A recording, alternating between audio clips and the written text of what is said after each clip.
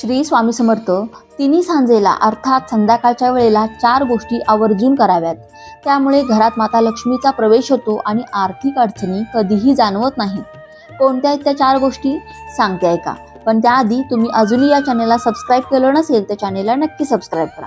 त्यामध्ये पहिली गोष्ट म्हणजे जसा सूर्यास्ताच्या वेळी तिन्ही सांजेला तुम्ही देवाजवळ दिवा लावता तसाच एक दिवा तुमच्या घराच्या मुख्य प्रवेशद्वाराजवळ आणि तुळशीपाशी सुद्धा अवश्य लावा आणि माता लक्ष्मीचं स्मरण करा.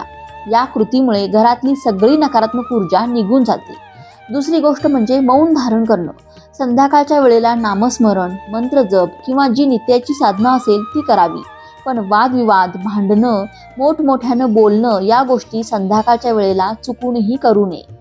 तिसरी गोष्ट म्हणजे पूर्वजांचं स्मरण संध्याकाळच्या वेळेला नक्की करावं. आणि चौथी गोष्ट म्हणजे तिन्ही सांजेला अर्थात संध्याकाळी चुकूनही झोपू नये.